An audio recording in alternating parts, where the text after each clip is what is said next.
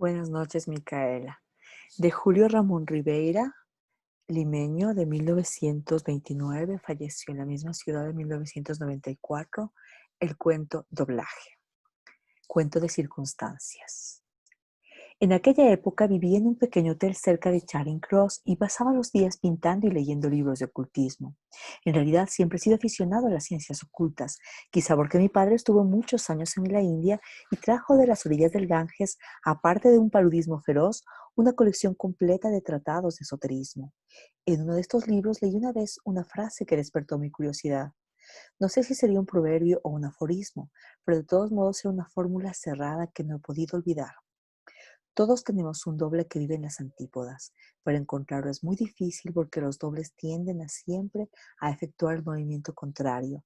Si la frase me interesó, fue porque siempre había vivido atormentado por la idea del doble.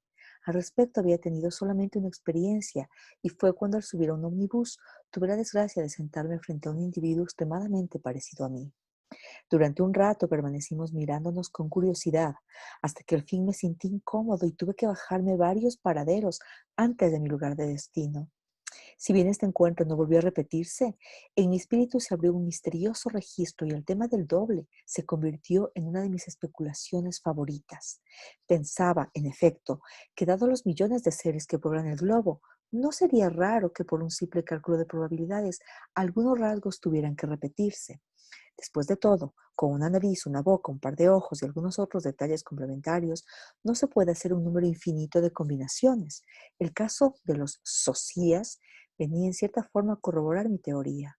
En esa época estaba de moda que los hombres de Estado, los artistas de cine, contrataran a personas parecidas a ellas para hacerlas correr todos los riesgos de la celebridad. Este caso, sin embargo, no me dejaba enteramente satisfecho. La idea que yo tenía de los dobles era más ambiciosa. Yo pensaba que a la identidad de los rasgos debería corresponder identidad de temperamento, y a la identidad de temperamento, ¿por qué no? Identidad de destino. Los pocos socias que tuve la oportunidad de ver unían a una vaga semejanza física, complementada muchas veces con la ayuda del maquillaje, una ausencia absoluta de correspondencia espiritual. Por lo general, los osías de los grandes financistas eran hombres humildes que siempre habían sido aplazados en matemáticas. Decididamente el doble constituía para mí un fenómeno más completo, más apasionante. La lectura del texto que vengo de citar contribuyó no solamente a confirmar mi idea, sino a enriquecer mis conjeturas. A veces pensaba que en otro país, en otro continente, en las antípodas, en suma, había un ser exactamente igual a mí, que cumplía mis actos, tenía mis defectos, mis pasiones, mis sueños, mis manías, y esta idea me entretenía al mismo tiempo que me irritaba. Con el tiempo, la idea del doble se me hizo obsesiva. Durante muchas semanas no pude trabajar y no hacía otra cosa que repetirme esa extraña fórmula, esperando quizás que por algún sortilegio mi doble fuera a surgir del seno de la tierra. Pronto me di cuenta que me atormentaba inútilmente, que si bien esas líneas planteaban un enigma, proponían también la solución, viajar a las antípodas. Al comienzo rechacé la idea del viaje. En aquella época tenía muchos trabajos pendientes. Acababa de empezar una Madonna y había recibido además una propuesta para decorar un teatro. No obstante, al pasar un día por una tienda del Soho, vi un hermoso hemisferio exhibiéndose a una vitrina. En el acto lo compré y esa misma noche lo estudié minuciosamente. Para gran sorpresa mía, comprobé que en las antípodas de Londres estaba la ciudad australiana de Sydney. El hecho de que esta ciudad perteneciera al Commonwealth me pareció un magnífico augurio. Recordé asimismo que tenía una tía lejana en Melbourne, a quien aprovecharía para visitar. Muchas otras razones igualmente descabelladas fueron surgiendo, una insólita pasión por las cabras australianas, pero lo cierto es que a los 3 días, sin decirle nada a mi hotelero, para evitar sus preguntas indiscretas, tomé el avión con destino a Sydney. No bien había aterrizado cuando me di cuenta de lo absurda que había sido mi determinación. En el trayecto había vuelto a la realidad, sentía la vergüenza de mis quimeras y estuve tentado a tomar el mismo avión de regreso. Para colmo, me enteré que mi tía de Melbourne hacía años que había muerto.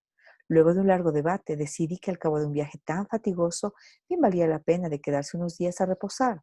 Estuve en realidad 7 semanas. Para empezar, diré que la ciudad era bastante grande, mucho más de lo que había previsto, de modo que en el acto renuncié a ponerme en la persecución de mi supuesto doble. Además, ¿cómo haría para encontrarlo?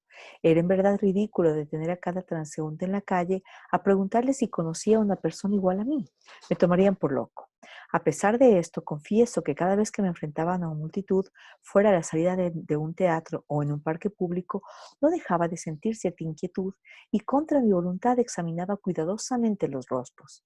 En una ocasión estuve siguiendo durante una hora, presa de una angustia feroz, a un sujeto de mi estatura y de mi manera de caminar. Lo que me desesperaba era la obstinación con que se negaba a volver el semblante. Al fin no pude más y le pasé la voz. Al volverse me enseñó una fisonomía pálida, inofensiva, salpicada de pecas que, por qué no decirlo, me devolvió la tranquilidad. Si permanecía en Sydney el monstruoso tiempo de 7 semanas, no fue seguramente por llevar adelante estas pesquisas, sino por otras razones, porque me enamoré. Cosa rara en un hombre que ha pasado los 30 años, sobre todo en un inglés que se dedica al ocultismo. Mi enamoramiento fue fulminante. La chica se llamaba Winnie y trabajaba en un restaurante. Sin lugar a dudas, esta fue mi experiencia más interesante en Sydney. Ella también pareció sentir por mí una atracción casi instantánea. Lo que me extrañó, desde que yo he tenido siempre poca fortuna con las mujeres. Desde un comienzo aceptó mis galanterías y a los pocos días salíamos a pasear juntos por la ciudad. Inútil describir a Winnie, solo diré que su carácter era un poco excéntrico. A veces me trataba con enorme familiaridad, otras, en cambio, se desconcertaba ante alguno de mis gestos o de mis palabras, cosa que lejos de enojarme, me encantaba. Decidido a cultivar esta relación con mayor comodidad, resolví abandonar el hotel y hablando por teléfono con una agencia, conseguí una casita amoblada en las afueras de la ciudad. No puedo evitar un poderoso movimiento de romanticismo al evocar esta pequeña villa. Su tranquilidad, el gusto con que estaba decorada, me cautivaron desde el primer momento. Me sentía como en mi propio hogar. Las paredes estaban decoradas con una maravillosa colección de mariposas amarillas, por las que yo cobré una repentina afición. Pasaba los días pensando en Winnie, persiguiendo por el jardín a los bellísimos lepidópteros. Hubo un momento en que decidí instalarme allí en forma definitiva y estaba dispuesto a adquirir mis materiales de pintura cuando ocurrió un accidente singular, quizá explicable, pero al cual yo me obstiné en darle una significación exagerada. Fue un sábado en que Winnie, luego de ofrecerme una tenaz resistencia, resolvió pasar el fin de semana en mi casa. La tarde transcurrió animadamente, con sus habituales remansos de ternura. Hacia el anochecer, algo en la conducta de Winnie comenzó a inquietarme. Al principio yo no supe ver qué era y en vano estudié su fisonomía, tratando de descubrir alguna mudanza que explicara mi malestar. Pronto, sin embargo, me di cuenta que lo que me incomodaba era la familiaridad con que Winnie se desplazaba por la casa. En varias ocasiones se había dirigido sin vacilar hacia el conmutador de la luz. ¿Serían celos? Al principio fue una especie de cólera sombría. Yo sentía verdadera afección por Winnie, y si nunca le había preguntado por su pasado, fue porque había forjado algunos planes para su porvenir. La posibilidad que hubiera estado con otro hombre no me lastimaba tanto como que aquello hubiera ocurrido en mi propia casa.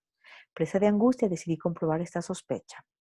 Yo recordaba que curioseando un día por el desván, había descubierto una vieja lámpara de petróleo. De inmediato pretexté un paseo por el jardín. Pero no tenemos con qué alumbrarnos, murmuré. Queenie se levantó y quedó un momento indecisa en medio de la habitación. Luego la vi dirigirse hacia la escalera y subir resueltamente sus peldaños. 5 minutos después apareció con la lámpara encendida. La escena siguiente fue tan violenta, tan penosa, que me resulta difícil revivirla. Lo cierto es que monté en cólera, perdí mi sangre fría y me conduje de una manera brutal. De un golpe derribé la lámpara con riesgo de provocar un incendio y precipitándome sobre Winnie, traté de arrancarle a viva fuerza una imaginaria confesión. Torciéndole las muñecas, le pregunté con quién y cuándo había estado en otra ocasión en esa casa.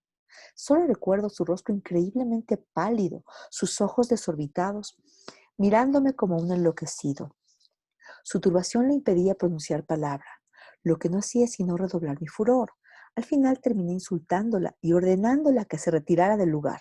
Queenie recogió su abrigo y atravesó a la carrera el umbral. Durante toda la noche no hice otra cosa que recriminarme mi conducta.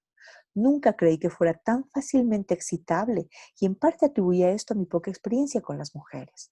Los actos que en Winnie me habían sublevado me parecían a la luz de la reflexión completamente normales. Todas esas casas de campo se parecían unas a otras y lo más natural era que en una casa de campo hubiera una lámpara y que esta lámpara se encontrara en el desván. Mi explosión había sido infundada, peor aún de mal gusto.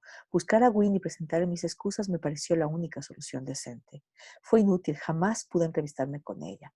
Se había ausentado del restaurante y cuando fui a buscarle a su casa se negó a recibirme. A fuerza de insistir salió un día su madre y me dijo de mala manera que Winnie no quería hacer absolutamente saber nada con locos. ¿Con locos? No hay nada que aterrorice más a un inglés que el apóstrofe de loco.